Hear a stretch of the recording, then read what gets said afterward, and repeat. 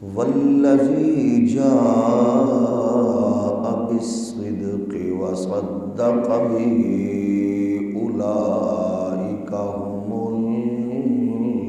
المتقون۔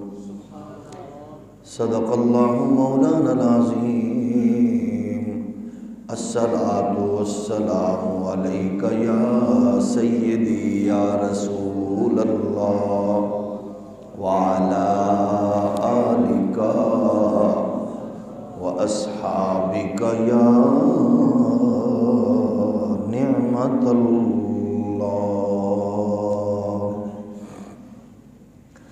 جل مجدہ الکریم کی حمد و ثنا حضور سید العالمین امام الاولین والآخرین خاتم النبیین رسول مختار شفیع روز شمار حبیب پروردگار احمد مجتبی حضرت محمد مصطفیٰ صلی اللہ علیہ وآلہ واصحابہ وبارک وسلم آپ کی بارگاہ ناز میں بے حد و حساب درود و سلام۔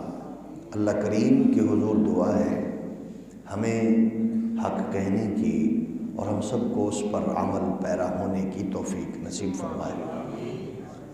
گزشتہ جمعۃ المبارک اور اس سے پیوستہ خطبات میں ہم جس عظیم اور عالی شان شخصیت کو خراج عقیدت و محبت پیش کر رہے ہیں وہ ذات ہے تاجدار صداقت، رازدار رسالت، حضرت سیدنا صدیق اکبر رضی اللہ تعالی عنہ۔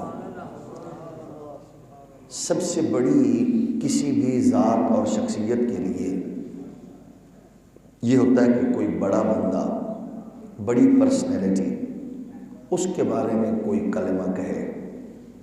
ظاہر ہے وہ جملہ ہم کہتے ہیں کہ یہ میرے لیے سند ہے، یہ میرے لیے اعزاز ہے، یہ میرے لیے اکرام ہے کہ مجھے فلاں بزرگ نے یہ کہا، مجھے فلاں بزرگ نے یہ کہا۔ تو ہم اہل اسلام میں اس ذات کے حوالے سے جب بات کرتے ہیں تاجدار صداقت کے حوالے سے، تو آج کے جو اٹھنے والے فتنے ہیں ان فتنوں کی سرکوبی کے لیے ہم صرف اتنا ہی عرض کریں گے کہ ابو بکر صدیق رضی اللہ تعالی عنہ وہ ہیں کہ جن کے بارے میں اللہ کا فرمان بھی موجود ہے اور مصطفیٰ کریم علیہ السلام کا اعلان بھی موجود ہے۔ ظاہر ہے اب جسے قرآن بیان کرے اور جسے مصطفیٰ کریم خود ارشاد فرمائے تو اس ذات کو کسی دوسرے کی ڈگری لینے کی ضرورت نہیں ہوتی۔ ہم ان احباب کی خدمت میں بھی یہی عرض کریں گے کہ آپ ذرا اس میدان میں غور و خوض فرمائیں اور تعصب کی پٹیاں اتار کر ابو بکر صدیق رضی اللہ تعالی عنہ کو دیکھیں کہ ان کے بارے میں اللہ کے محبوب صلی اللہ علیہ وآلہ وسلم نے کیا فرمایا اور اصحاب رسول نے ان کے بارے میں کیا فرمایا۔ مولا کائنات حیدر کرار فرماتے ہیں کہ جب حضرت ابو بکر صدیق رضی اللہ تعالیٰ عنہ حضور کے وصال کے بعد جب آپ خود سواری پر سوار ہوئے اور جہاد کے لیے فرمایا میں خود نکلوں گا، کمانڈر ان چیف ہیں اسلام کے اور مصطفیٰ کریم علیہ السلام کے دین کے نگہبان ہیں، تو آپ کی گھوڑے کی رکاب کو سب سے پہلے علی المرتضیٰ پاک نے پکڑا اور اس موقع پر ایک بڑی خوبصورت بات ارشاد فرمائی، یعنی اصحاب وہی کچھ کہتے تھے جو کچھ وہ دیکھتے تھے۔ اب ظاہر ہے جو کچھ دیکھا وہی کچھ کہا کہ آپ کے بارے میں نے یہ سنا ہے، آپ کے بارے میں ہم نے یہ سرکار سے سنا، اللہ کے قرآن میں پڑھا۔ آپ نے روکا، اس کو علامہ حلبی نے بیان کیا، تو اور روک کر ابو بکر صدیق رضی اللہ تعالی عنہ کو کہا کہ میں آپ کو کوئی اور بات نہیں کروں گا، میں وہی کہوں گا جو آپ کو فلاں جنگ کے موقع پر رسول مختار صلی اللہ علیہ وآلہ وسلم نے کہا تھا۔ حضور نے روکا۔ اب جنگ کے موقع پر ابو بکر کے بیٹے نے جب بلایا لوگوں کو، میدان میں وہ دشمنوں کی طرف تھا، تو ادھر ابو بکر نکلے، حضرت ابو بکر نکلنے لگے، فرمایا اس کا سر میں خود کاٹوں گا بیٹے کا۔ حضور نے روک لیا۔ حضور نے فرمایا ابو بکر تم میرے لیے کیسے ہو؟ فرمایا انکا عندی بمنزلۃ سمعی و بصری، تم نہ جاؤ، تم تو میرے نزدیک ایسے ہو کہ جیسے میرے کان اور میری آنکھیں، یعنی میرے کان میری آنکھیں۔ اب آپ بتائیے، جس کو اللہ کا نبی اپنی آنکھ کہے اور اپنے کان کہے، کیونکہ عبد الرحمن بن ابی بکر جو تھے وہ یہ احد کے میدان کا ہے واقعہ، تو آپ نے یہی کہا۔ مولا علی نے فرمایا کہ جب ہم نے خود سنا ہے کہ آقا نے آپ کو فرمایا ہے کہ آپ میری دید بھی ہو اور شنید بھی ہو، اب بتائیے اس سے بڑا اور کیا قربت ہو سکتی ہے کہ ابو بکر صدیق آقا کی دید بھی ہیں اور سید عالم کی شنید بھی ہیں۔ یہ تو ہے مصطفیٰ کریم علیہ السلام کا ابو بکر کے بارے میں فرمان۔ اس طرح اور بہت سی فرامین مصطفی صلی اللہ علیہ وآلہ وسلم ابو بکر صدیق رضی اللہ تعالی عنہ کے بارے میں حضرت مولا کائنات نے فرمایا فقال له النبی صلی اللہ علیہ وسلم متعنا بنفسک اما علمت انک منی بمنزلۃ سمعی و بصری، تو آپ جا رہے ہیں، ہم نہیں چاہتے کہ ہم کوئی ایسی ذات کھو بیٹھے کہ جسے دیکھ کر ہمیں پیغمبر اسلام کی قربت کا احساس ہوتا ہے، جسے دیکھ کر ہمیں عکس جمال مصطفی کا نظارہ کر کے ہمیں پیارے آقا صلی اللہ علیہ وآلہ وسلم کی مقدس یاد آتی ہے، رسول کائنات صلی اللہ علیہ وآلہ وسلم کی۔ اب یہ دیکھیں، یہ ہے فرمان مصطفی، یہ اس ذات کے بارے میں۔ اب ہم مؤدباً ان سب محققین نام نہاد کی خدمت میں عرض کریں گے کہ اسلام کے جو تاریخ ہے اس کو تعصب سے بالا تر ہو کر پڑھے۔ وہ روایت ہمارے بچوں کو، بڑوں کو، سب کو یاد ہے، جسے مشکات المصابیح نے کتاب المناقب میں بیان کیا ہے کہ عائشہ صدیقہ رضی اللہ تعالی عنہا فرماتی ہیں میں سرور کائنات کے قریب تھی اور حضور سید عالم کا سر انور میری گود میں تھا، رات بھی روشن تھی اور میں بھی اپنے آقا کو دیکھ رہی تھی، کبھی آسمان کے ستاروں کا حسن دیکھتی اور کبھی محبوب صلی اللہ علیہ وسلم کے نظارے کرتی۔ تو پھر میں نے آسمان کی طرف دیکھا، مجھے یوں لگا حضور بھی آسمان کے ستاروں کو دیکھ رہے ہیں۔ میں نے آپ کی خدمت میں عرض کیا رسول اللہ، یہ جو ستارے ہیں یہ کتنے پیارے ہیں، کیا ان ستاروں کے برابر بھی کسی کی نیکیاں ہوں گی؟ سوال کرنے والے نے جو سوال کیا، 1400 سال کے بعد، آپ خود سوچئے، بحث میں الجھنے کی ضرورت نہیں، صرف اتنا غور کیجئے کہ یہ فکر کس جگہ پر موجود ہے، یہ نظریہ کون رکھتا ہے؟ جبہ، دستار، رنگ، روپ، مسجد چھوٹی بڑی نہ دیکھیں، عقیدہ دیکھیں۔ آسمان کے ستاروں کے برابر بھی نیکیاں ہیں۔ تو آپ کے میرے آقا و مولا صلی اللہ علیہ وآلہ وسلم نے ارشاد فرمایا کہ ہاں ابو بکر ایسے ہیں عائشہ میرے غلام جن کی نیکیاں آسمان کے ستاروں کے برابر ہیں۔ اچھا آپ نے عرض کیا کہ وہ کون ہے؟ کیا ابھی کوئی بات ڈھکی چھپی رہ گئی؟ پہلے یہ بات کہ آسمان کے ستاروں کے برابر نیکیاں ہیں، پوچھنے والی اماں عائشہ، پھر بتانے والے حضور کہ ایسی نیکیاں ہیں۔ یہ بھی نہیں کہا کہ سوال ٹھیک ہے تم رکو، کچھ دن بعد جبریل آئیں گے، ان سے پوچھ لیں گے کہ آسمان کے ستارے کیونکہ کبھی کسی نے گنے نہیں ہیں، تو پتہ ہی نہیں ہے یہ معاملہ نیکیوں کا معاملہ تو ہے اللہ کا، میری کتنی نیکیاں ہیں، میری کتنی برائیاں ہیں، یہ معاملہ تو رب کا ہے، لیکن وہ ہمارے نزدیک ایسے کہ ہم نہیں جانتے، پتہ نہیں ان دوستوں کے نزدیک علم غیب اور کیا ہوتا ہے۔ حضور نے فرمایا آسمان کے ستاروں کے برابر میرے عمر کی نیکیاں ہیں۔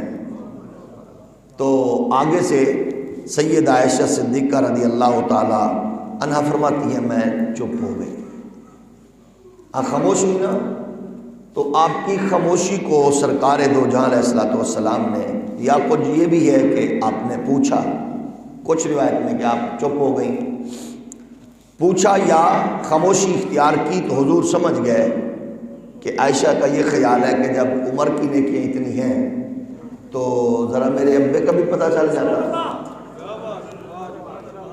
تو ابو بکر صدیق رضی اللہ تعالی عنہ کی نیکیاں، تو حضور نے فرمایا عائشہ عمر کی تمام نیکیاں وہ ابو بکر کی ایک نیکی کے برابر ہیں۔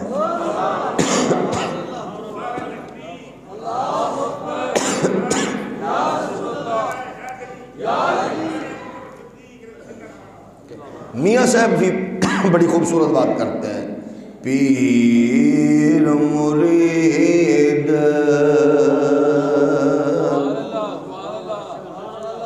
پیر مرید صدیق اکبر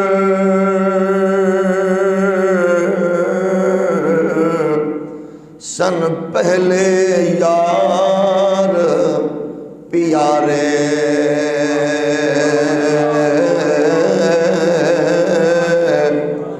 حق جنا دے ثانی اسنین اذہما فی الغار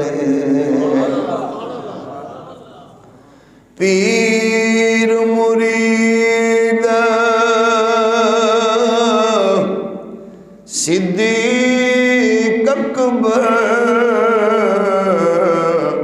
سن پہلے یار پیارے حق جنا دے ثانی اسنین اذہما فی الغار یار دوجا فاروق عمر سی تے عدل کی تاج سے چڑھ کے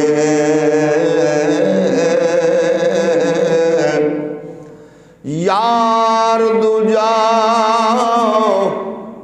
فاروق عمر سی عدل کی تاج سے چڑھ کے اس شیطان رجیم رلایا پنجے اندر پڑ کے جس شیطان رجیم رلایا تے پنجے اندر پھڑ کے. اچھا میاں صاحب نے پھر سارے یاروں کی بات کی ہے, بڑی خوبصورت پیرا ہے. شب بیدار غنی سی تریجا تے جامع جو قرآنی عثمان ذوالنورین پیارا تے میرا یوسف ثانی. چوتھا یار پیارا بھائی خاصا دل دا جانی دل دل دا اسوار علی تے حیدر شیر حقانی دل دل دا اسوار علی حیدر دل دا جانی. اچھا میں حیران ہوتا ہوں جس دن میری طبیعت خراب ہو اس دن آپ لوگوں کی بھی خراب ہوتی ہے. یہ مجھے سمجھ نہیں آتی. میں تو آج بہت مشکل سے طبیعت سردی اور بخار تھا, لیکن میں نے کہا بھئی جمعہ تو زندگی میں تو نہیں چھوڑنا چاہیے, جب تک سانسوں میں سانس ہے. تو پھر آپ کی خدمت میں آ گیا, لیکن اللہ تمہیں شفا دے گا. میں نے بڑی پریشانی ہوئی ہے تھوڑی طبیعت خراب دیکھ کے. میرا خیال ہے کوئی ڈاکٹر سد لگے جڑا سارے کو انجیکشن لا رہے ہیں. اب مدینے جاؤ تھوڑا جا کوئی ہیل چل تے کرو سبحان اللہ. بس اتنا ہی بڑا.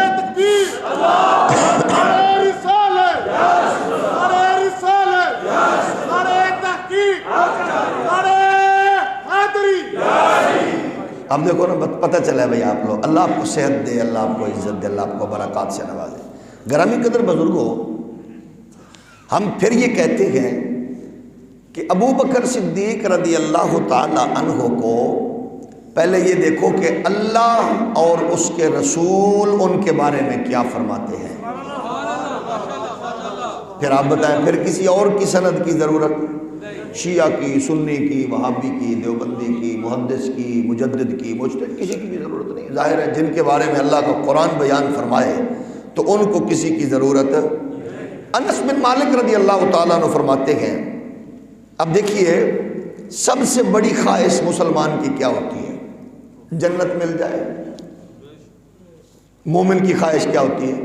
جنت مل جائے. اس سے بڑی کوئی خواہش نہیں. مومن کی عرض کر رہا ہوں. ظاہر ہے اصحاب رسول کا معاملہ یہی تھا کہ وہ ہر کوشش کامل یہی کرتے تھے محبوب کی قربت مل جائے, جنت اللہ عطا فرما دے. تو آپ بتائیے بھائی, ایک ہے جنت کا مل جانا اور کوڑا رکھنے جتنی جگہ کا مل جانا. احادیث پاک میں ہے دنیا و ما فیہا سے یہ چیز اعلیٰ و عرفہ ہے. کوڑا رکھنے جتنی بھی جگہ مل جائے. لیکن آپ دیکھیں کہ جس کو کوڑا رکھنے جتنی جگہ مل جائے, پاؤں کی جگہ مل جائے, بیٹھنے کی جگہ مل جائے, لیٹنے کی جگہ مل جائے, سبحان اللہ. اس جنت میں انس بن مالک فرماتے ہیں حضور سید عالم صلی اللہ علیہ وسلم نے ارشاد فرمایا, معراج کی رات جب میں جنت میں داخل ہوا تو جنت کے سب سے بلند, بالا اور حسین ترین محل پر میری نظر پڑی. حضور نے یہ بھی فرمایا کہ اس محل کے پردے بھی ریشم کے تھے. تو فرمایا جبریل میرے ساتھ تھے. میں نے کہا جبریل یہ بڑا خوبصورت محل ہے, اتنا پیارا محل کس کا ہے؟ تو جبریل امین نے عرض کی یا رسول اللہ صلی اللہ علیہ وسلم یہ آپ کے غلام اور دوست جانثار ابو بکر صدیق کا ہے. آپ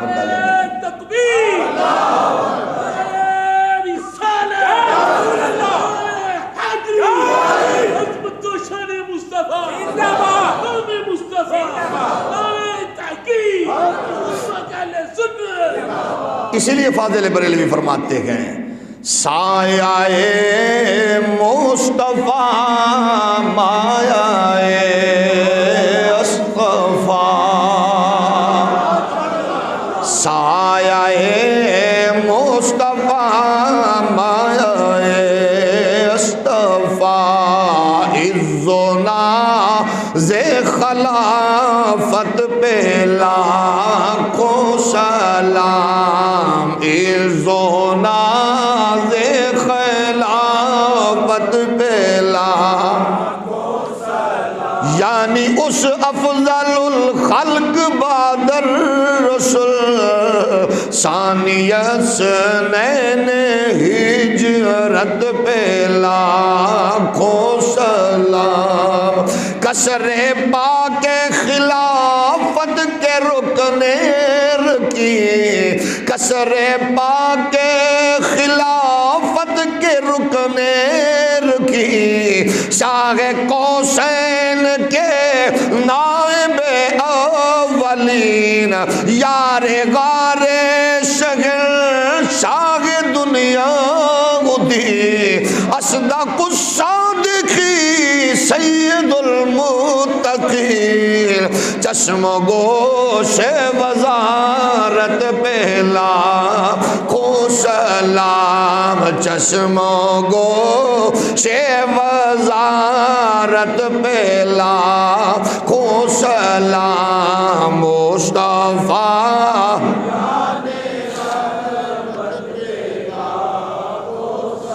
شمع بز میں ہدایت پہ، ہم نے کہا یہ کون ذات ہے، اس کے بارے میں قرآن کیا کہتا ہے؟ جاؤ تفسیر سنی کی ہو یا شیعہ کی، حاشیہ وہابی کا ہو یا دیوبندی کا، قسم خدا کی آپ کو قرآن مجید کی ان آیات بینات کے حوالے سے ہر ذی شعور عالم اور یہ محدث مفسر کہتا نظر آئے گا ان آیات کریمہ کا مصداق سیدنا صدیق اکبر ہے۔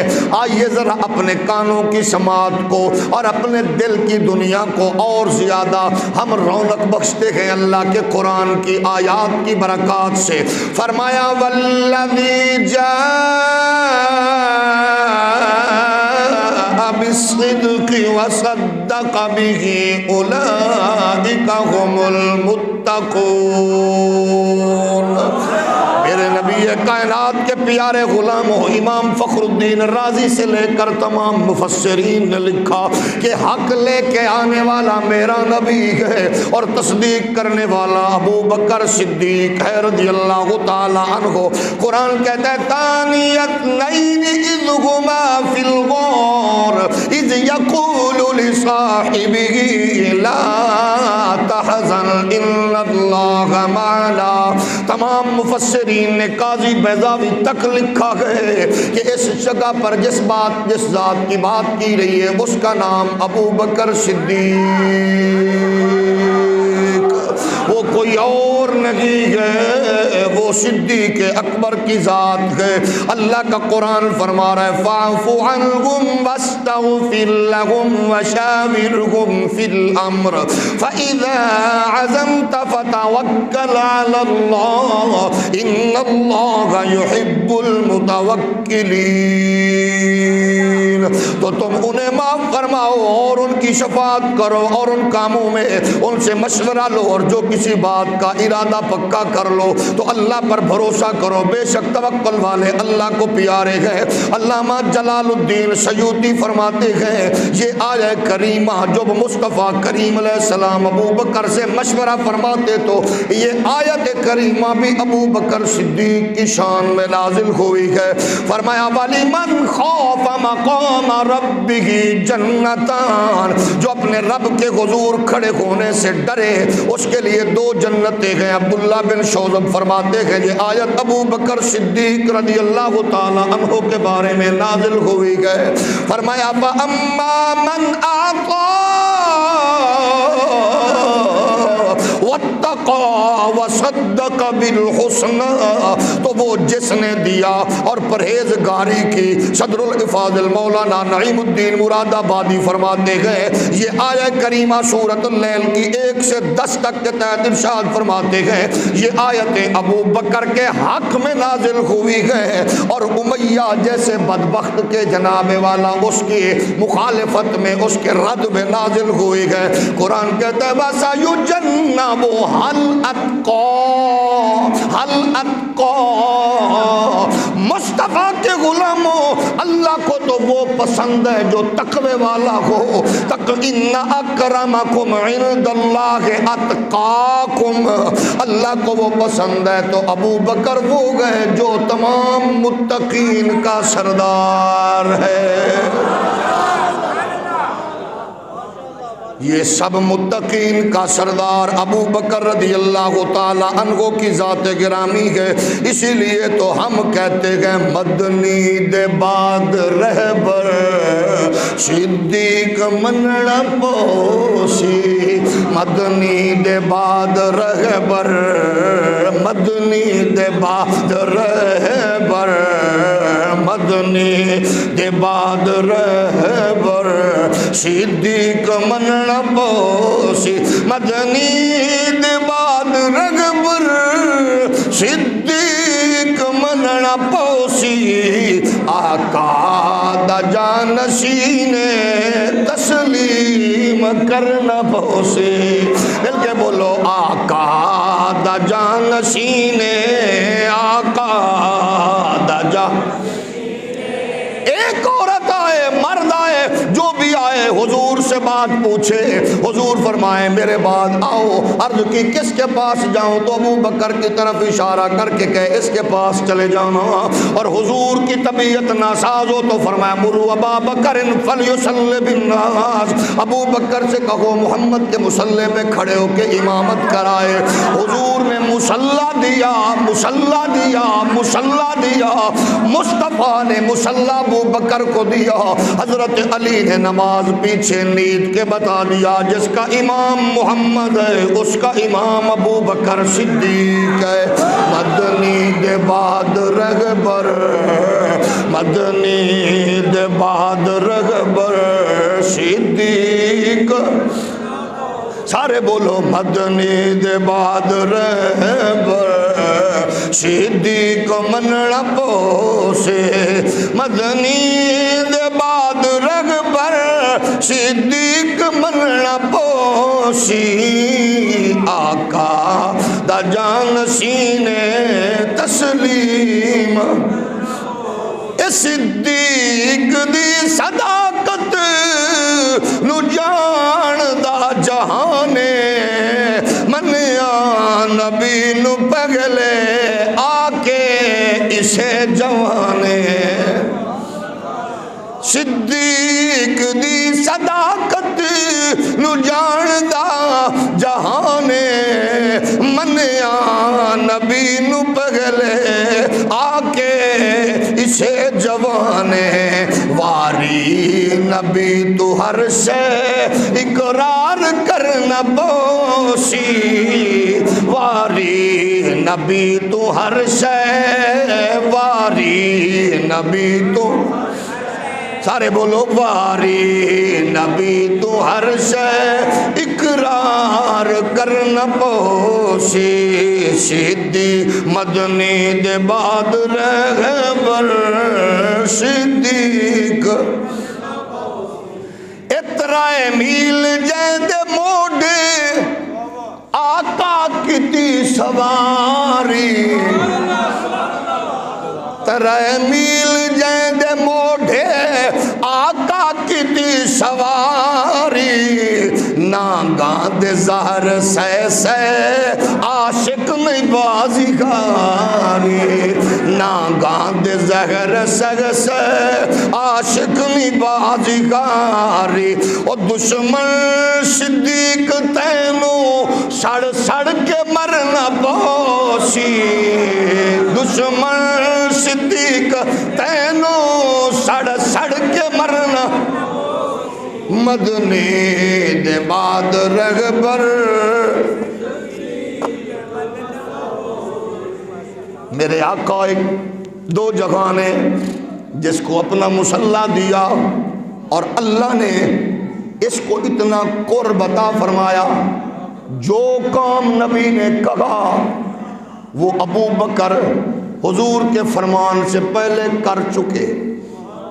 پھر قدرت کا انداز، مہربانی دیکھیے، ہر وہ کام ہمارے ہاں یہ ہوتا ہے استاد کی، پیر کی، شیخ کی، جس کو فالو کرتے ہیں ہم اس کی نقل کرنے کی سعادت حاصل کرتے ہیں، لیکن میرے پیارے نبی کائنات علیہ السلام کے پیارے غلاموں، حضور کے اس پیارے غلام اور جانشین ابو بکر صدیق رضی اللہ تعالی عنہ کو آپ اپنے اس فکر اور نور کے ذریعے سامنے لائیں کہ جہاں نبی وہاں ابو بکر،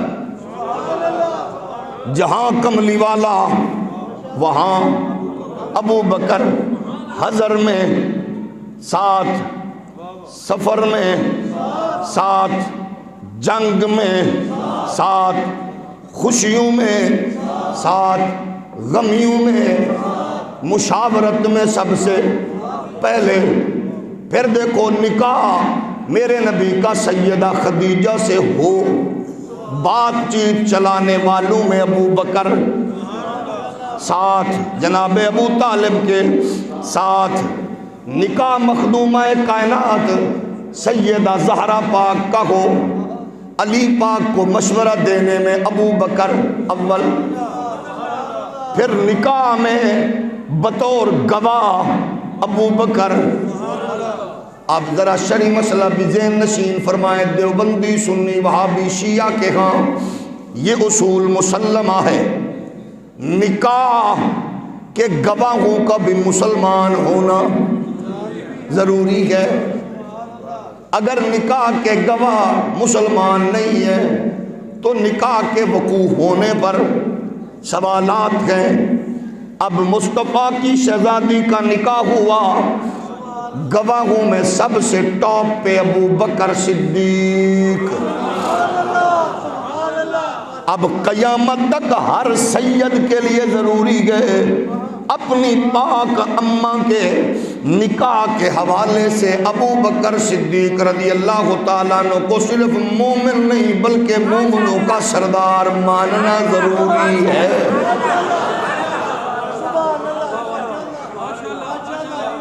یہ ضروری ہے۔ اچھا ایک بات میں شاید پہلے کر چکا یا اب ضروری سمجھتا ہوں، لوگ کہتے ہیں ابو بکر نے حق کھا لیا، علی بھی ناراض تھے، سیدہ بھی ناراض تھی، عمر سے بھی، ابو بکر سے بھی۔ آپ سب دوست، میرے بزرگ، میرے جوان بھائی، آپ ان دوستوں سے پوچھیں، انہیں کہے بات سنو، قرآن حدیث کی بات تو علماء کریں گے، ہمیں صرف اتنا بتا دو، اگر علی بھی ناراض تھے، سیدہ بھی ناراض تھی، تو یہ بتاؤ کہ مولا علی کے بیٹے کا نام ابو بکر کس نے رکھا؟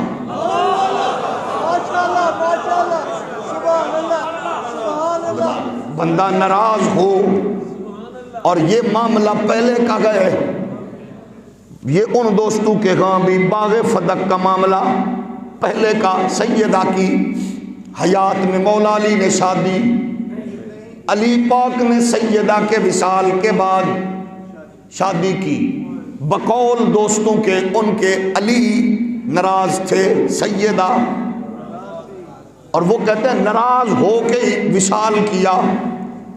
اب بتاؤ وہ ناراض تھیں اور ناراضگی میں انہوں نے پردہ فرمایا، ان کے وصال کے بعد جس خاتون سے سیدہ نے کہا تھا شادی کرنا وہ ام البنین تھی، انہی کے گھر سے، انہی کے گھر میں، اور باقی جو آپ نے شادیاں فرمائیں انہی میں سے پیدا ہونے والے بچوں کا نام ابو بکر، عمر، عثمان، یہ کسی اور نے نہیں رکھا، اللہ کی قسم مولا علی نے خود رکھا۔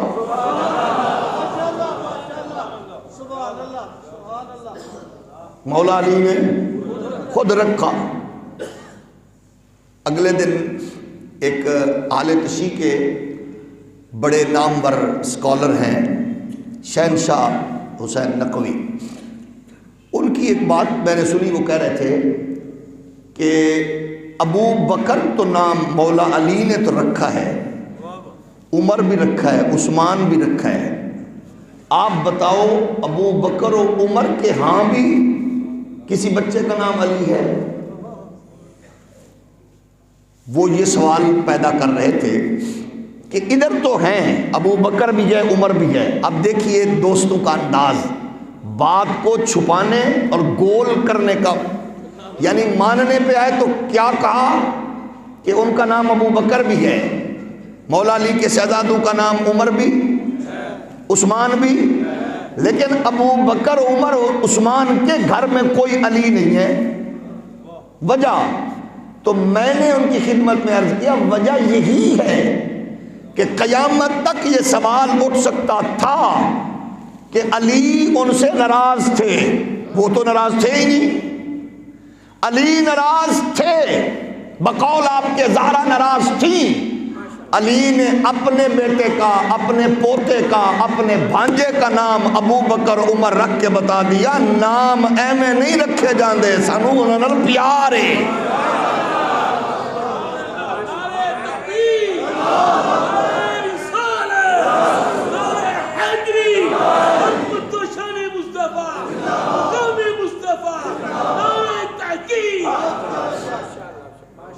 تو گویا مصطفیٰ پاک کے غلاموں، حالانکہ نام تو ظاہر گئے، سارے نام ایسے ہیں برکت والے اعلیٰ، لیکن آپ دیکھیں ابو بکر مولا علی کا بیٹا بھی، امام حسن کا بیٹا بھی، یہ سلسلہ آگے بڑھا.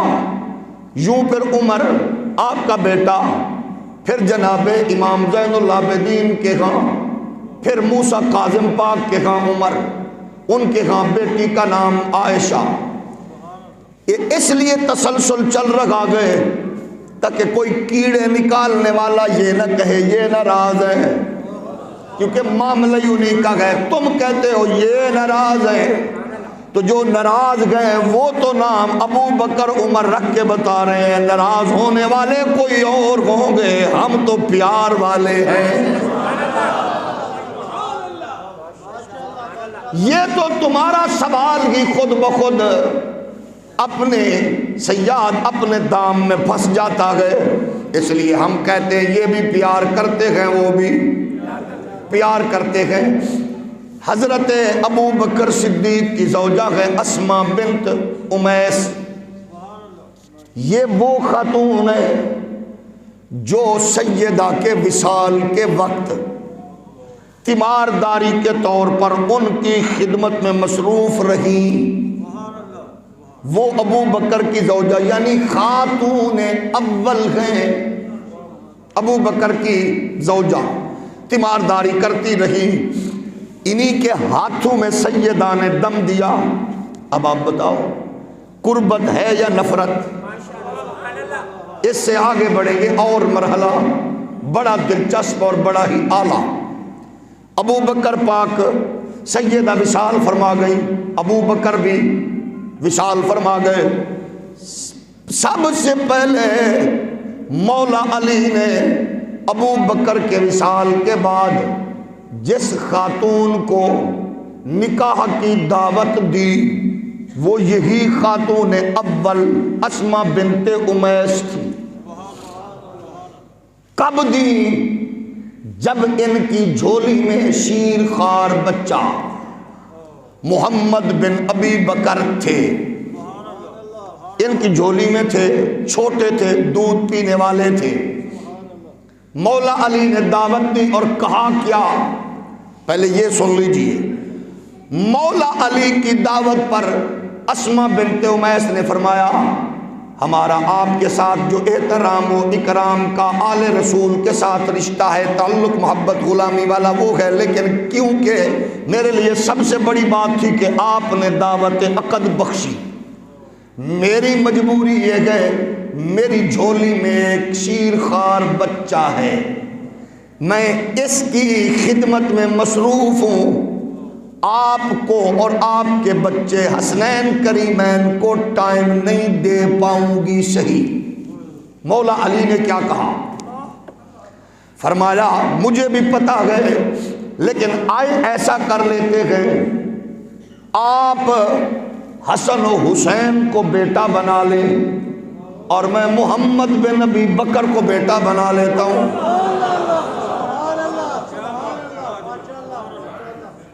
شاید میں بات سمجھا نہیں سکا یا ٹھنڈ کی وجہ سے آپ اس بات تک پہنچ نہیں سکے. یہ کوئی چھوٹی بات نہیں. ادھر ہے معاملہ لڑائی، جنگ، عروج.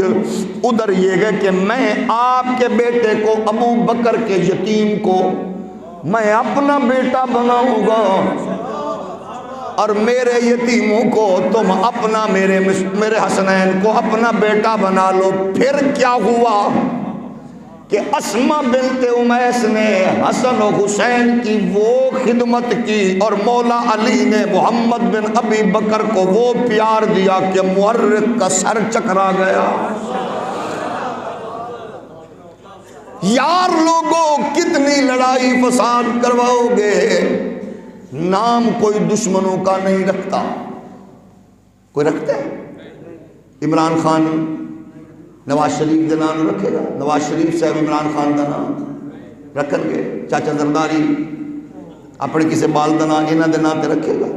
نام اچھا مزے کی بات ہے، چنگا سڑیا یوتھیا، چنگا سڑیا پپلیا، چنگا کھٹا ٹیٹ نونا، وہ بھی اپنے بچوں کا نام نواز عمران زرداری نہیں رکھتے، کیونکہ ان کو پتہ ہے یہ تعلق دنیا داری والا ہے. جب نام کی باری آئے گی کوئی شاہ لسانی کے نام کو کوشش کرے گا، کوئی پیر افچورا کے نام کو، کوئی گولڑا والے پیر کے نام سے، کوئی مصطفیٰ کی آل اور اصحاب کے مقدس ناموں کو رکھنے کی سعادت کرے گا. کیونکہ نام صرف تعلق سے نہیں رکھے جاتے بلکہ نام محبت کی وجہ سے رکھے جاتے ہیں. تو مولا علی نے یہ نام رکھ کے محبت کا اعلان کیا. میرے بیٹے کا نام ابو بکر. کیا وجہ ہے؟ فرمایا نام بیٹے کا لوں گا، یاد محمد کے یاروں کی آئے گی. نام بیٹے کا لوں گا، یاد محمد عربی کے یاروں کی آئے گی. میرے کریم آقا کے پیارے غلاموں، پھر دیکھیے ابو بکر ذات مصطفیٰ میں کیسے فنا ہوئے، یعنی ذاتیں جدا گئے. بات ایک، جو وہ کہیں یہ کر چکے ہو، جو فرمائیں پہلے ہو چکا ہو. اور پھر نسبت خاندانی بھی دیکھیے کیسی پیاری نسبت ہے. ان کے بھی حضور سید عالم کے داماد بھی اولین میں، اور حضرت صدیق کے داماد بھی اولین میں. ادھر حضرت زبیر ہیں ابو بکر کے داماد، وہ بھی سابقون الاولون میں. ادھر عثمان و علی گئے، وہ بھی سابقون الاولون میں گئے. ادھر عشرہ مبشرہ میں عثمان و علی گئے اور ساتھ سیدنا زبیر بھی گئے، یعنی ان کے داماد بھی عشرہ مبشرہ میں، حضور کے داماد بھی عشرہ مبشرہ میں. میرے نبی کائنات کے پیارے غلاموں، پھر حضرت عمر بن عاص فرماتے ہیں ہم نے عرض کیا کہ آپ کو سب سے زیادہ محبوب کون ہے؟ حضور نے فرمایا ای الناس احب الیک؟ قال عائشہ. یعنی مصطفیٰ کو صدیق کی بیٹی سب سے زیادہ محبوب ہے. اور پھر سنو یہی کچھ ہوا سید عالم صلی اللہ علیہ وآلہ وسلم کے پیارے غلاموں. سچائی دیکھیے، عائشہ صدیقہ سے پوچھا گیا آپ بتائیں حضور کو سب سے زیادہ محبوب کون ہے؟ تو آپ نے ارشاد فرمایا سیدہ عائشہ نے ای الناس کان احب الی رسول اللہ صلی اللہ علیہ وآلہ وسلم؟ قالت فاطمہ. وہ کہتی گئے نبی کو وہ پیاری گئے، یہ کہتے گئے نبی کو آپ اندازہ کر لیں اس سے، یہ لڑائی والا دین تھوڑا ہے، یہ تو اب جس کو جو سمجھ آئی وہ اسی کو لے کے چل پڑا، پورا دین سمجھنے کی سعادت حاصل کرو۔ سیدہ زہرا اپنے ہاتھوں سے چکی پیسیں، اور پھر حضرت زبیر کی آپ کی شہزادی بھی اپنے ہاتھوں سے چکی پیسیں۔ گویا یہ بھی سلسلہ آگے چلتا ہوا میرے پیارے آقا صلی اللہ علیہ وآلہ وبارک وسلم کے غلاموں، ہمیں ابو بکر صدیق کی بارگاہ میں نظر آتا ہے۔ حضور کا نواسا امام حسین، حضور کا نواسا امام حسین، اور ابو بکر کا نواسا عبداللہ ابن زبیر، انہوں نے بھی جنگ کی، انہوں نے بھی جنگ کی، ان کا بھی سر تن سے جدا کیا گیا، ان کا بھی سر تن سے جدا کیا گیا۔ اب معاملہ یہ تھا، عبداللہ ابن زبیر نے خلافت پائی، امام پاک نے خلافت پائی نہیں ہے، ان کے ساتھ بھی امت کا برتاؤ اچھا نہ رہا۔ یزید بدبخت کا امام حسین کے ساتھ عبداللہ ابن زبیر کے مقابلے میں بھی حجاج بن یوسف آیا، ان کے دور میں بھی، ان کی شہادت کے بعد بھی یزید بدبخت نے کعبہ اور روضہ رسول کی بے حرمتی کی، ان کی خلافت کے بعد بھی حجاج بن یوسف نے کوئی لمحہ ضائع نہیں کیا، اسلام دشمنی میں ہر کام سے گزر گئے، ان کو بھی شہید کیا گیا، ان کو بھی۔